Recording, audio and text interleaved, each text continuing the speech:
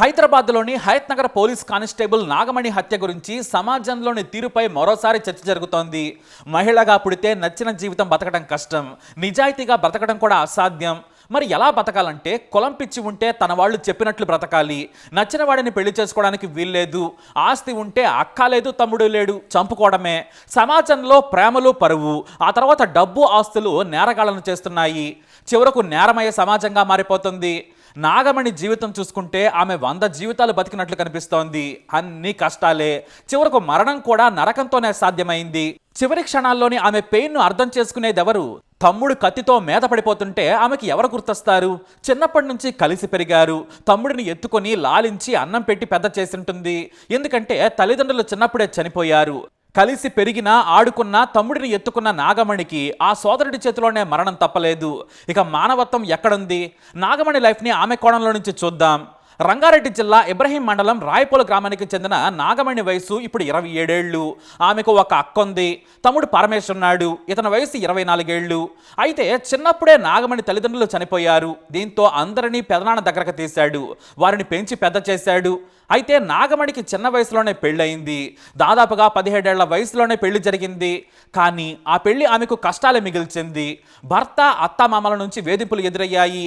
చివరకు భర్తతో మనస్పర్ధలు వచ్చాయి. అవి చివరకు విడాకుల వరకు దారితీశాయి. 2022లో నాగమణి భర్తతో విడిపోయింది.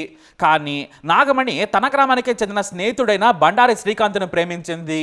బహుశా ఆమె భర్తకు దూరమయ్యాక శ్రీకాంత్తో ప్రేమలో పడుండొచ్చు. చిన్న వయసులోనే నాగమణికి పెళ్ళయింది కాబట్టి విడాకులకు దారితీసిన తర్వాత తన చిన్ననాటి స్నేహితుడు శ్రీకాంత్కు దగ్గరయింది. అయితే శ్రీకాంత్ తక్కువ కులానికి చెందిన వాడని నాగమణిని చాలాసార్లు సోదరుడు హెచ్చరించాడు. కుటుంబ సభ్యులు కూడా నాగమణి జోలికి రావద్దని శ్రీకాంత్ను కూడా పరోక్షంగా హెచ్చరించారు.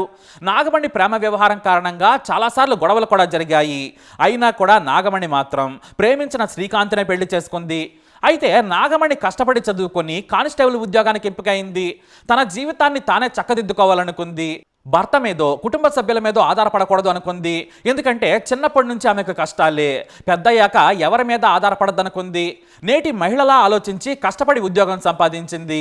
అయితే నాగమణి పెళ్లి శ్రీకాంత్తో వద్దని కుటుంబ సభ్యులు వారించారు. కానీ ఆమె అస్సలు వినలేదు. నవంబర్ 10, 2023న ప్రియుడు శ్రీకాంత్ని పెళ్లి చేసుకుంది నాగమణి. యాదగిరిగుట్టలో వారి పెళ్లి జరిగింది. శ్రీకాంత్ తరపు బంధువులు పెళ్లికి హాజరయ్యారు. ఇది ఆమె తమ్ముడు కుటుంబ సభ్యులకు కోపం తెప్పించింది.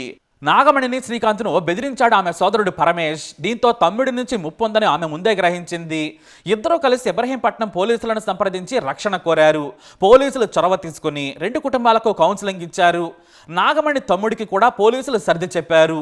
నాగమణి జోలికెళ్లనని మాటిచ్చాడు పరమేశ్. దీంతో అంతా సద్దుమణిగిందిలే అనుకున్నారు. ఇక నాగమణి భర్తతో కలిసి మన్సూరాబాద్లో నివసించడం మొదలుపెట్టింది. కానీ నాగమణి తమ్ముడు ఆ తర్వాత కూడా అక్కను బెదిరిస్తూనే ఉండేవాడు. మీకు నాన్న నుంచి వచ్చిన ఎకరం భూమి నాకు రిజిస్ట్రేషన్ చెయ్యాలి, నువ్వు మొదటి పెళ్లి రద్దు చేసుకున్నావు, ఇప్పుడు తమను కాదని తక్కువ కులం వాడిని చేసుకున్నావని బెదిరించేవాడు. భూమి ఇవ్వకుంటే ఊరుకొనని బెదిరించాడు. దీంతో తమను వదిలేయాలని, భూమి తిరిగిచ్చేస్తానని చెప్పింది నాగమణి. ఆ తర్వాత తమ్ముడి పేరు మీద రిజిస్ట్రేషన్ కూడా చేసింది. ఈ భూమి విలువ ఇప్పుడు కోట్లలో ఉంది. దీంతో కొన్నాళ్ల పాటు భూమి కోసం పరమేశ్ గొడవ పడ్డాడు. అయితే భూమి కారణంగా తమను వేధించొద్దని, అసలు తనకు వద్దని వదిలేసుకుంది నాగమణి. అయితే ఇక్కడ మరో చిక్కొచ్చి పడింది. భూమి తన పేరు మీద రాసినా కూడా రేపు అడ్డు రావచ్చు అనుకుని భయపడ్డాడు పరమేశ్. భవిష్యత్తులో తనకు రాసిచ్చిన భూమిపై వాటా కోరద్దని బాండ్ పేపర్ రాసే వాళ్ళని మళ్ళీ అడిగాడు. ఈ విషయంపై గొడవలు జరుగుతూ వచ్చాయి. ఈలోపే పరమేశ్కు పెళ్లి కుదిరింది. ఓ యువతతో పెళ్లి నిశ్చయమైంది. కానీ అది ఎంగేజ్మెంట్ చేసుకోవాలనుకునే సమయానికి రద్దయిపోయింది. దీంతో తన పెళ్లి క్యాన్సిల్ కావడానికి సోదరి తక్కువ కుల వ్యక్తిని పెళ్లి చేసుకోవడమే కారణమని ఇంకా పగ పెంచుకున్నాడు పరమేశ్. ఇక అక్క కారణంగా తనకు పెళ్లి కాలేదనుకున్నాడు. రాక వచ్చిన సంబంధం చెడిపోయిందని, ఎలాగైనా సరే తన అక్కను చంపేయాలి అనుకున్నాడు నీచుడు. అయితే ప్రేమ పెళ్లి తర్వాత స్వర్గామం రాలేదు నాగమణి. మొదటిసారి తన అత్తామామ ఇంటికి వచ్చింది. చాలా రోజుల తర్వాత అత్తామామను చూడాలనుకుంది. ఇటు శ్రీకాంత్ కూడా తన తల్లిదండ్రులకు దగ్గర కావాలనుకున్నాడు. దీంతో ఊరికొచ్చారు. కానీ ఎప్పుడు తన అక్క గ్రామానికి వస్తుందా అని ఎదురు చూస్తూ కూర్చున్నాడు. ఇక వచ్చిందని తెలియగానే ఆమెను చంపేందుకు ప్లాన్ చేశాడు. ఉదయాన్నే హయత్ నగర్ పోలీస్ డ్యూటీకి వెళుతుందని కారులో కాపు కాశాడు పరమేశ్. సరిగ్గా అతను ఊహించినట్టే నాగమణి ఉదయం 8 గంటలకు తన 2 వీలర్ మీద బయలుదేరింది. ఇటు వెళ్తే షార్ట్ కట్లో వెళ్ళొచ్చని భర్తకు కూడా చెప్పింది. మరోవైపు భర్త ఏమో వేరే పని మీద ఇబ్రహీంపట్నం వెళ్ళాడు. అయితే స్కూటీ మీద వెళుతుండగా నాగమణి తన సోదరుడి కారును గుర్తించింది. వెంటనే భర్త శ్రీకాంత్కు కాల్ చేసేసింది. నా వెనకే పరమేశ్ ఉన్నాడు, నాకేదో భయంగా ఉంది, నువ్వు రావాలని కోరింది. సరే వస్తున్నానని భర్త కూడా బయలుదేరాడు. మరోవైపు వేగంగా వెళుతోంది నాగమణి. ఊరి చివరి వరకు వెళ్ళగానే నిర్మానుష్య ప్రాంతం. అక్కడ ఎవరో లేరని గ్రహించిన పరమేశ్ తన అక్క కారును వేగంగా ఢీకొట్టాడు. అక్కడున్న సబ్స్టేషన్ వెనుక నిర్మానుష్య ప్రాంతంలో ఆమె కింద పడిపోయింది. ఆ వెంటనే కారు దిగొచ్చి కత్తితో అత్యంత హేయంగా నరికి చంపాడు. వద్దని ప్రాధేయపడ్డా వినలేదు. వద్దు తమ్ముడు అన్నా కనికరించలేదు. చిన్నప్పుడు తనకు అక్క తోడుగా ఉంది, పెద్దయ్యాక కూడా అక్కకు తోడుగా నిలబడ్డాడు. తల్లిదండ్రులు లేని పిల్లలుగా పెరిగి ఒకరికి ఒకరంటూ బ్రతికారు. కానీ కులం, డబ్బు, ఆస్తి అడ్డొచ్చాయి. తనను చంపొద్దని వేడుకున్నా కూడా వదిలిపెట్టలేదు. కిరాతకంగా మెడా మొహం మీద నరికాడు. ఆ తర్వాత చనిపోయిందని గ్రహించి పారిపోయాడు పరమేశ్. ఇంతలో స్థానికులు పోలీసులకు సమాచారం ఇచ్చారు. భర్త కూడా చేరుకున్నాడు. శ్రీకాంత్ వచ్చే సమయానికి భార్య నాగమణి రక్తపు మడుగులో ఉంది. కొన ప్రాణంతో కొట్టుమిట్టాడుతోంది. ఏం చేయాలో తెలియక వణికిపోయాడు భర్త శ్రీకాంత్. వేగంగా ఆసుపత్రికి తీసుకెళ్లినా కూడా ఫలితం లేకుండా పోయింది. ఆసుపత్రికి తీసుకెళ్లే సమయానికే నాగమణి చనిపోయింది. ఆ ఆసుపత్రిలోనే కుప్పకూలిపోయాడు శ్రీకాంత్. ఇక ఈ విషయం అప్పటికే పోలీసులకు కూడా తెలిసింది. శ్రీకాంత్ పోలీసులకు తన భార్య నాగమణి హత్యపై ఫిర్యాదు కూడా చేశాడు.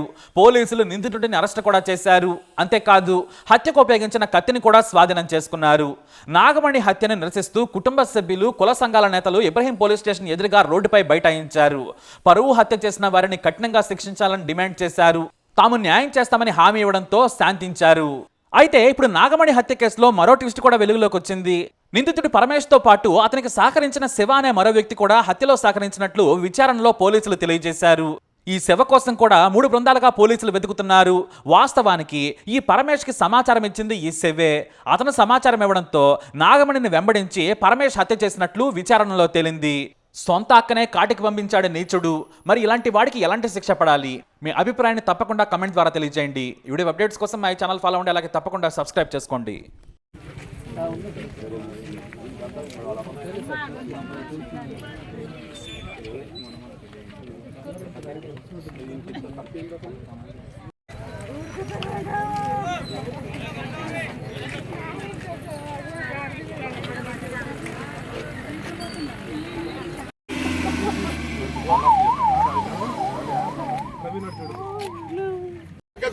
సూచనలు పక్కకుండా అండి, బండి వస్తుంది, కొద్ది దూరం ఉండండి అమ్మా.